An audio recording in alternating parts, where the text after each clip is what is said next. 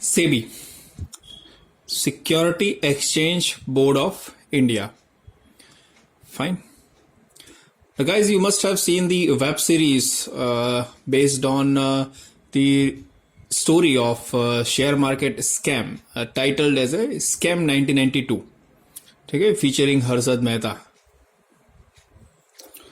Let it be Harshad Mehta or Ketan Parekh. Fine, they were the biggest scammers. Fine, before 1992. So that's why, to protect the interest of the investor into the share market, Security Exchange Board of India came into existence through a statutory law. ठीक है, संविधान ने, Indian government ने ये सेबी नाम की संस्था बनाई 1992 में, जब ये बड़े बड़े स्कैम्स हुए थे हर्षद मेहता के, केतन मेहता के. ठीक है, अगर आपको टाइम हो तो आप जरूर देखना. ठीक है, ये स्कैम का जो वेब सीरीज है स्कैम 1992, या तो फिर एक गफला करके मूवी है यूट्यूब के ऊपर अवेलेबल है, वो मूवी. ठीक है, now let's see the other ingredients of the topic. The reason why this regulation, ठीक है, or the SEBI exist are these 7 points. First one, increase in unorganized investment advisors.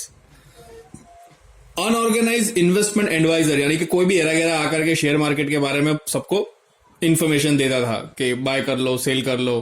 कोई ऐसा लाइसेंस नहीं था, कोई रजिस्ट्रेशन नहीं था. Illegal premium of new issue. कोई भी नई कंपनी अपना शेयर इश्यू करती तो उसका जो वैल्यूएशन है वो बहुत ही रॉन्ग करती. ठीक है, हाइप करके करती, प्रीमियम बढ़ा करके करती, उसकी एक्चुअल जो बुक वैल्यू है उससे ज्यादा.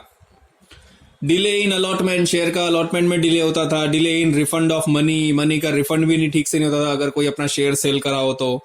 Delay in transfer of securities. Insider trading in securities. Security की इनसाइडर ट्रेडिंग होती थी, यानी कि अंदर अंदर कंपनी जो है अपने कंपनी के शेयर्स वो अपने लागता वागता को सप्लाई कर देते थे, बेच देते थे.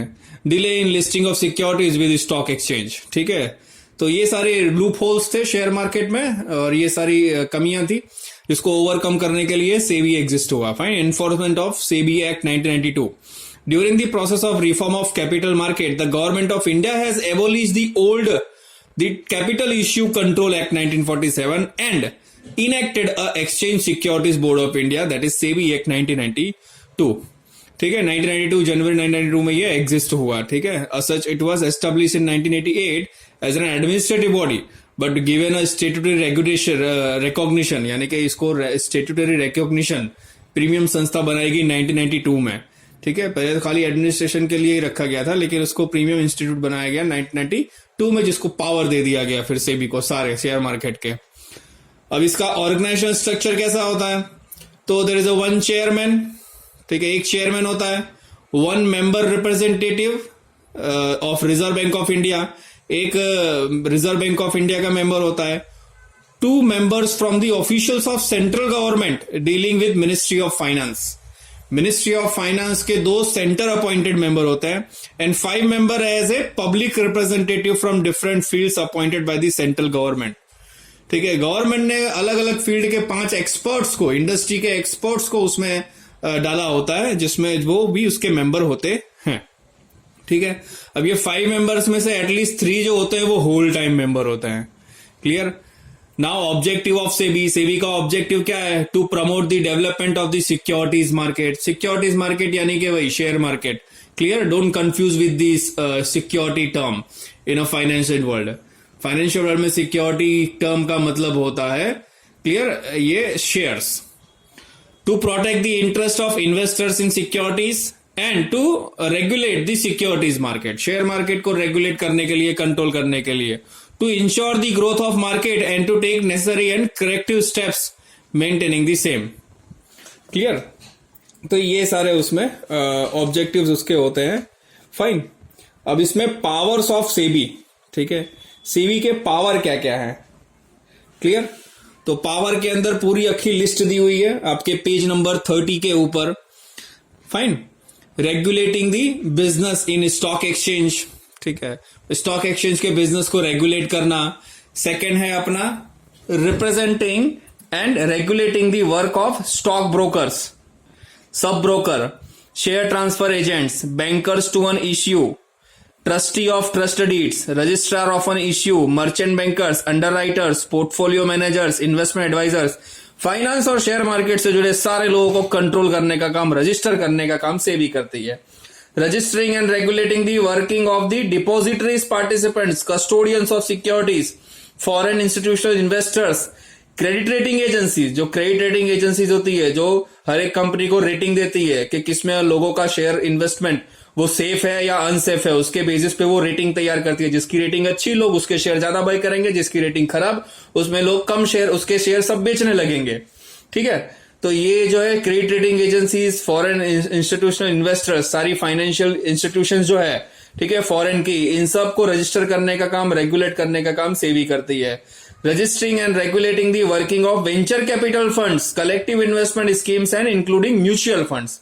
तो म्यूचुअल फंड्स या तो वेंचर कैपिटल के जो फंड्स होते हैं, जो नए नए स्टार्टअप्स को, नए नए छोटे छोटे कंपनीज को सीड फंड प्रोवाइड करते हैं, कैपिटल प्रोवाइड करते हैं बिजनेस बड़ा करने के लिए, तो वो वेंचर कैपिटल को भी सेबी रजिस्टर करती है।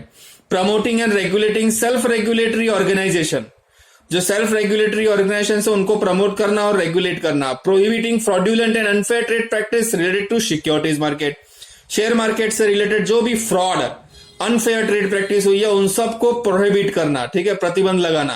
Promoting investors education and trading of intermediary securities market, investor के एजुकेशन को प्रमोट करना, यानी कि जो इन्वेस्टर्स है शेयर मार्केट के अंदर जो इन्वेस्ट करना चाहते हैं उनको प्रॉपर एजुकेशन प्रोवाइड करना, ट्रेनिंग प्रोवाइड करना। Prohibiting insider trading in securities, securities में इनसाइडर जो ट्रेडिंग होती है, यानी कि अंदर अंदर कंपनी के शेयर्स किसी लगता वक्ता या नजदीक के लोगों को या फिर जानबूझ के किसी लोगों को प्राइवेटली बेच दिए जाते हैं, पब्लिक को नहीं बुलाया जाता शेयर परचेस करने के लिए, इन्वाइट किया जाता, तो ऐसे इनसाइडर ट्रेडिंग, अंदर अंदर जो शेयर की बाइंग सेलिंग होती है उसको रोकना। Regulating substantial acquisition of shares and take over of companies, तो जो शेयर्स कंपनी के अब जो लोग खरीद लेते हैं ज्यादा मात्रा में, यानी कि देखो आपको पता होगा कि if any company, if any person purchase 51% shares of any company, he become the owner of the company. So in the same way, अगर कोई कंपनी का मालिक बनना चाहता है तो वो मार्केट में उसके जितने भी शेयर्स अवेलेबल है उसको बाय करेगा तो वो कंपनी का मालिक बन सकता है। तो इस तरह से हॉस्टाइल टेक ओवर जो है ना, उसको ये सेबी मार्केट क्या करता है, प्रोहिबिट करता है, ताकि कोई भी इंसान मोर देन 51% ऑफ शेयर्स चोरी चोरी चुपके से परचेस करके उसका मालिक ना बन जाए कंपनी का। Calling for information from undertaking inspection, information को लेना, अंडरटेकिंग इंस्पेक्शन करना, ठीक है। Conduct inquiries and audits of stock exchange की इंक्वायरी करना। Mutual fund, other person associate with the securities market, intermediaries and self regulatory organisation in the securities market. Calling for information and record from any bank or any other authority or board of corporation established or constituted by or under central or state provincial act in respect of any transaction in securities which is under investigation or inquiry by the board.